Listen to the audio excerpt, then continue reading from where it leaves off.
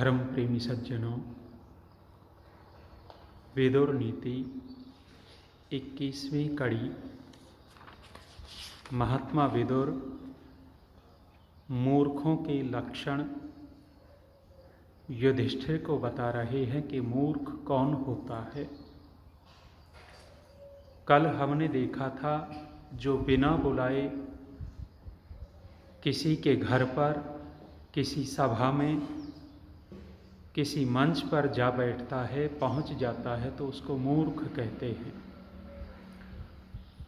अपृष्टो बहुभाषते, और बिना पूछे ही बोलने लग जाता है, सलाह देने लग जाता है, उसको मूर्ख कहते हैं।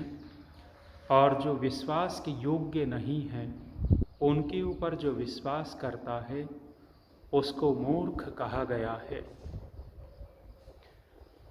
आगे 42वें श्लोक में कहा, परम क्षिपति दोषेण वर्तमानः स्वयं तथा यश्च क्रुध्यत्यनीशानः स च मूढ़तमो नरः।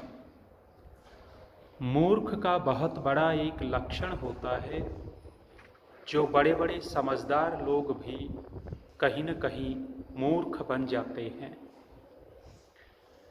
महात्मा विदुर ने बहुत ही विशेष बात कही, परम क्षिपति दोषेण वर्तमानः स्वयं तथा। जिस दोष से हम स्वयं ग्रसित हैं, जो दोष हमारे अंदर विद्यमान है पहले से ही, उसी दोष को यदि हम दूसरों में देखते हैं तो हमसे बड़ा मूर्ख कोई नहीं है। कोई बीड़ी पी रहा हो, कोई शराब पी रहा हो और दूसरे को उपदेश करे कि तुझे शराब नहीं पीनी चाहिए, तुझे बीड़ी नहीं पीनी चाहिए, बहुत बड़े मूर्खता का लक्षण है। परम क्षिपति, दूसरे के ऊपर फेंकता है, आरोपित करता है, किस दोष को? वर्तमानः स्वयं तथा, जिस दोष से स्वयं ग्रसित है उसी दोष को दूसरों में देखने वाला मूर्ख होता है। उपदेशक वर्ग बहुत सारे उपदेश करते हैं दूसरों के लिए। एक प्रसिद्ध घटना सुनाया करते हैं उपदेशक। प्रवचन कर रहा था कि भाई बैंगन की सब्जी नहीं खानी चाहिए। बैंगन के बड़े दोष गिना रहा था मंच के ऊपर बैठ करके। बैंगन की सब्जी नहीं खानी चाहिए, बैंगन पेट में जाके गर्मी करता है, ये करता है, वो करता है। और उपदेशक घर में आए तो पत्नी को कहता है कि आज तो बैंगन की सब्जी खाने की इच्छा है। माने दूसरों को उपदेश दिया जा रहा है कि बैंगन की सब्जी मत खाना, लेकिन घर में पत्नी को कह रहा कि बैंगन की सब्जी बनाओ। इस तरह का उपदेश मूर्खता का लक्षण है। हम उपदेश करते हैं कि स्वावलंबी होना चाहिए, व्यक्ति को अपने कार्य स्वयं करने चाहिए। यदि हम ये उपदेश दूसरों को कर रहे हैं और स्वयं हम अपने कार्य दूसरों से करवाते हैं, तो हमारा अधिकार बिल्कुल नहीं बनता कि हम इस तरह का उपदेश करें कि स्वयं अपने सारे कार्य करने चाहिए, दूसरों से नहीं करवाने चाहिए। केवल कथन मात्र हो, उपदेश मात्र हो तो मूर्खता का लक्षण है। महात्मा विदुर ये बड़ी बात कह रहे हैं, परम क्षिपति दोषेण वर्तमानः स्वयं तथा। जिन दोषों से व्यक्ति स्वयं ग्रसित होता है, दूसरों के दोष देखने का वो अधिकारी नहीं रह जाता। और हमारी दृष्टि क्या होती है? हम दूसरों के दोष ज़्यादा देखते हैं और स्वयं के दोष नहीं देखते। किसी ने कहा, धूल पड़ी थी चेहरे पर, आईना ही पोंछते रह गए। जिसको पहुँचना था उसको नहीं पहुँचा, और जिसको नहीं पहुँचना था उसको पहुँचते जा रहे हैं। स्वयं के चेहरे के ऊपर धूल पड़ी है और आईने में दोष देखते हैं कि आईना खराब है और शीशे को साफ करने में लगे हैं। यदि चेहरा साफ करेंगे तो शीशा भी ठीक हमारा प्रतिबिंब दिखाएगा। ये बहुत बड़ी व्यापक कमजोरी है कि हम जिन दोषों से स्वयं लिप्त होते हैं उन्हीं दोषों को दूसरों में देखते हैं। दूसरों की टोकाटारी ज़्यादा होती है, ऐसे नहीं करना, वो नहीं करना, ये नहीं बोलना, ऐसे बैठना, ऐसे उठना, ऐसे खाना। हम स्वयं कितना सावधान रह पाते हैं? यदि हम पूरी तरह उन चीज़ों में सावधान हैं तो दूसरे को टोकने के अधिकारी भी हैं, और यदि हम स्वयं सावधान नहीं हैं तो हम दूसरे को टोकने के अधिकारी नहीं हैं अभी। और आगे महात्मा विदुर कहते हैं, यश्च क्रुध्यत्यनीशानः यह च क्रुध्यति अनीशानः। जो क्रोध करता है, कब क्रोध करता है? ताकत है नहीं और फिर क्रोध करना, ये मूर्खता का लक्षण है।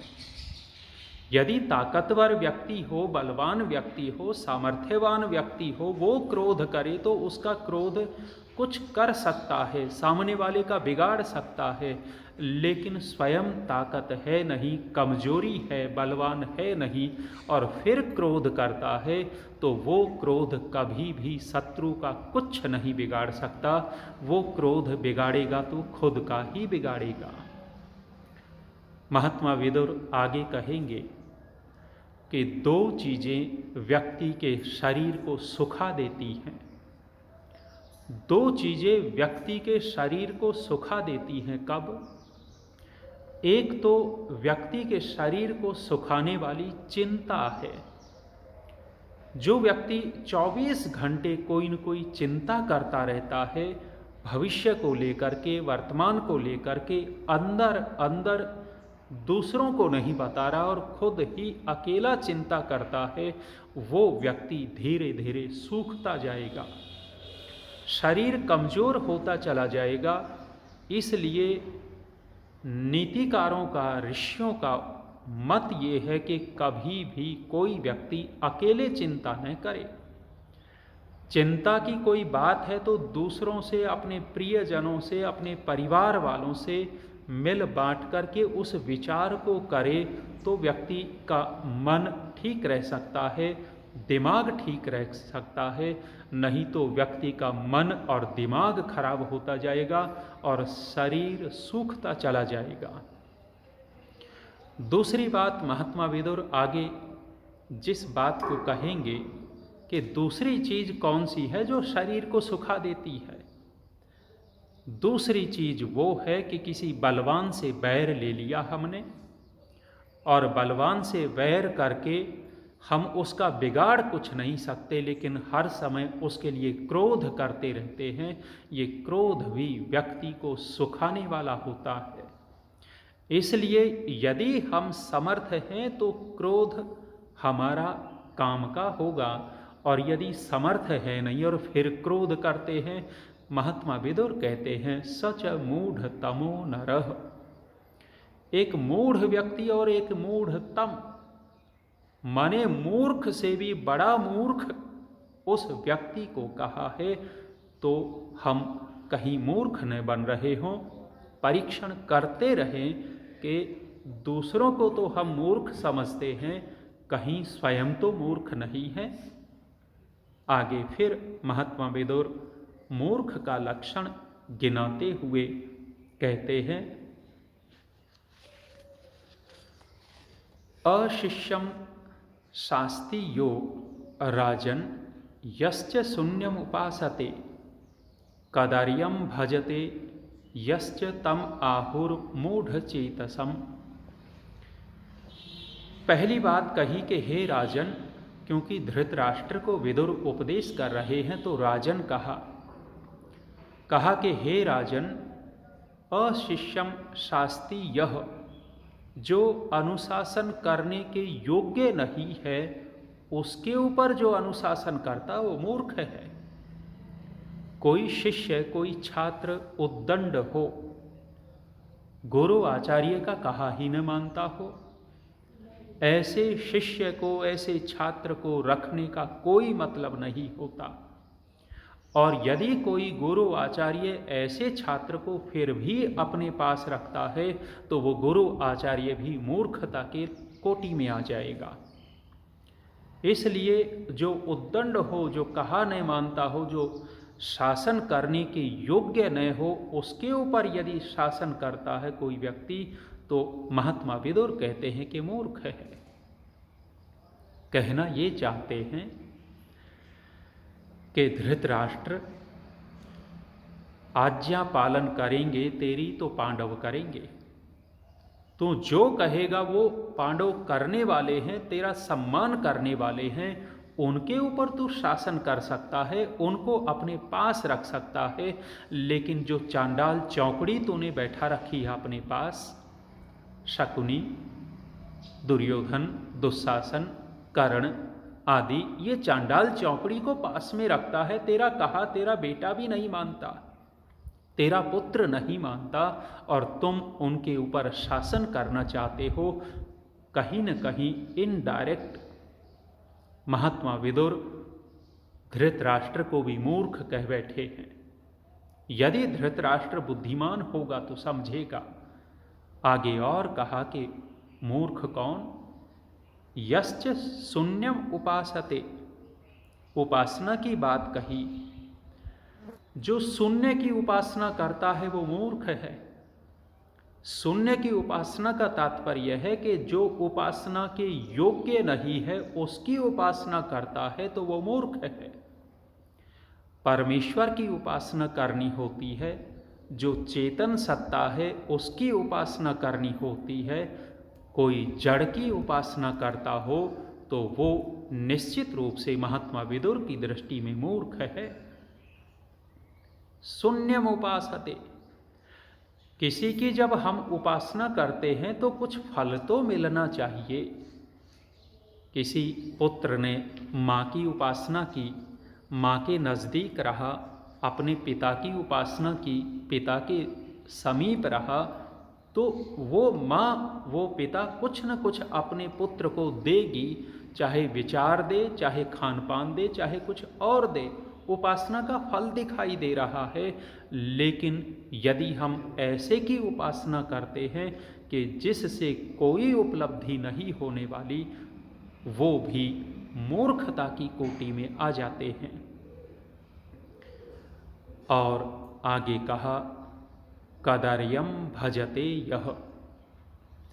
कदर्यम भजते का तात्पर्य है जो कंजूसों के साथ रहता है वो मूर्ख है। इसलिए यदि साथी बनाना हो, मित्र बनाना हो, उठ बैठ करनी हो तो कंजूस के साथ उठ बैठ नहीं करनी होती। यदि कोई व्यक्ति कंजूस के साथ रहता है, कंजूस को मित्र बना रखा है, तो वो व्यक्ति भी मूर्ख हो जाता है। जब कोई हमारे ऊपर विपत्ति आई हुई हो और हमें 10-20 हज़ार रुपये की ज़रूरत हो, और मित्र कौन है? कंजूस है। कृपण व्यक्ति मित्र हो, वो दे देगा 10-20 हज़ार रुपये हमें, मौके पर धोखा दे सकता है ऐसा कंजूस व्यक्ति। इसलिए मित्र बनाने हो तो उदार लोगों को मित्र बनाया जाता है, कंजूस लोगों को मित्र नहीं बनाया जाता। महात्मा विदुर ने कहा कदर्यम भजते यह च, जो कृपणों का संग करता है, कृपण को मित्र बनाता है, कृपण का सेवन करता है, तम आहु मूढ़ चेतसम, उस व्यक्ति का मन चित्त मूढ़ होता है, विचार शून्य होता है। और लंबी श्रृंखला महात्मा विदुर की चलनी है। मूर्खों के लक्षण यहीं तक महात्मा विदुर ने कहे हैं। आगे 1, 2, 3, 4, 5, 6, 7, 8, 9, 10 10 तक की गिनती और एक को लेकर के एक क्या क्या कर सकता है, एक क्या क्या है, अनेक सारे श्लोक एक के संबंध में, ऐसे ही 2 के संबंध में अनेक सारे श्लोक 10 तक महात्मा विदुर का उपदेश चलेगा। अभी आज इतना ही। वाणी को विराम। ओम शांति।